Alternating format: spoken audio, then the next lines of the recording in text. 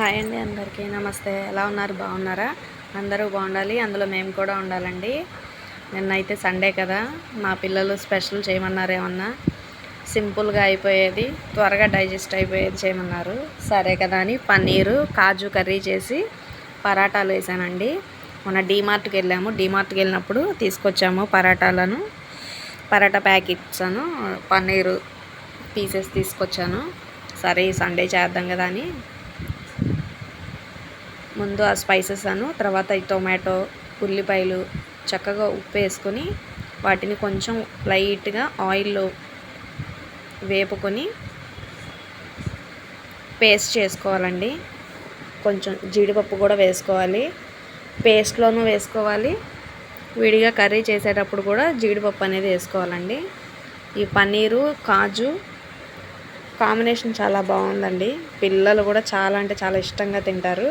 మా పిల్లలు కూడా చాలా ఇష్టంగా తిన్నారండి. ఎన్నిసార్లు నాకు థ్యాంక్స్ చెప్పారు. చాలా థ్యాంక్స్ మమ్మీ అని చెప్పారు. రెస్టారెంట్ స్టైల్లో చేశానండి. చాలా అంటే చాలా బాగా కుదిరింది. ఈ ప్రాసెస్లో చేసుకోండి. మీరు కూడా ఇంట్లోనే రెస్టారెంట్ స్టైల్లో చేసుకోవచ్చు. పిల్లలు కూడా చాలా ఇష్టంగా తిన్నారు. పన్నీర్ పీసెస్లా కట్ చేసి అన్నీ కూడా సమానంగా కట్ చేసుకోవాలండి. ఒకటి ఎక్కువ తక్కువ కాకుండా కట్ చేసుకొని ఆయిల్లో ఫ్రై చేసుకొని పక్కా పెట్టుకోవాలి. తర్వాత మనం అక్కడ టమాటా, ఉల్లిపాయలు, కాజు, మసాలాలు ఇవన్నీ వేసుకుని నూనెలో మగ్గబెట్టాం కదా, అది పేస్ట్ చేసేసుకోవాలండి. ఈ పేస్ట్ కర్రీకి చాలా టేస్ట్ వస్తుందండి. మనకి గ్రేవీగా ఉండి చాలా బాగుంటుంది. అది పేస్ట్ వేసి పక్కన పెట్టాక తర్వాత మళ్ళీ అదే ప్యాన్లో ఒక 4 చెంచాల ఆయిల్, 1 స్పూన్ అల్లం వెల్లుల్లి పేస్ట్, అది వేగాక ఒక 10 కాజు వేసానండి. కొంచెం ధనియాల పౌడరు 1 స్పూన్ వేసుకోండి. 1 స్పూన్ కారం తినేదాన్ని బట్టి ఉంటుందండి. ఎక్కువ తినేవాళ్ళు అయితే 2 వేసుకోవచ్చు. మేము తక్కువే తింటాం కాబట్టి 1 వేసాను. తర్వాత సాల్ట్, పసుపు వేసాను. తర్వాత ఒక 2 పచ్చిమిరపకాయ చీలికలు చేసేసానండి. ఇది వేగిన తర్వాత మనకు పేస్ట్ అక్కడ పేస్ట్ చేసుకుని పెట్టుకున్నాం కదా పక్కన, ఆ పేస్ట్ కూడా ఈ ఆయిల్లో వేసి సిమ్లోనే పెట్టుకోవాలండి. ఈ పేస్ట్ కూడా చక్కగా ఉడకాలి కదా. అక్కడ హాఫ్ బాయిల్ చేసుకున్నాం కాబట్టి మనకు ఆ పచ్చి స్మెల్ అనేది ఉండదండి.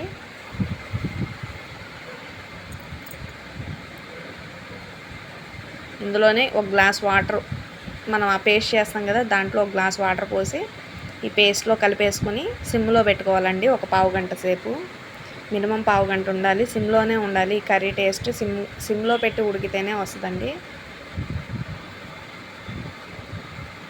డీమార్ట్లో ఎక్కడైనా ఉంటాయండి. పిల్లలు చాలా ఇష్టంగా తింటారు. తర్వాత ఒక అరకప్పు పెరుగు అండి. ఈ పెరుగును కూడా మనం క్రీమ్ లాగా, అంటే గడ్డలుగా తరకలుగా లేకుండా క్రీమ్ లాగా సాఫ్ట్గా చేసుకోవాలి. ఈ టెక్స్చర్ ఇదంతా కూడా ఆ పెరుగు ద్వారానే వస్తుంది. చాలా అంటే చాలా బాగుంటుందండి. ఆ పెరుగు కూడా వేసాక కొంచెం కొత్తిమీర కూడా వేసుకొని మనం సిమ్లో పావు గంట సేపు పెట్టుకోవాలండి. తర్వాత ఇదిగో ఆయిల్ ఇలా పైకి వస్తుంది. చక్కగా అయిపోయిందండి.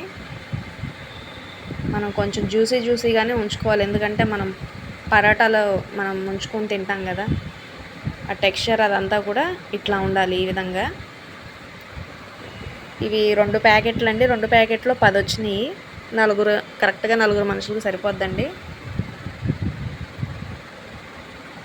కొంచెం పక్కన బటర్ వేసేసి ఆ పరాటాలు అవి కాలుస్తున్నాం.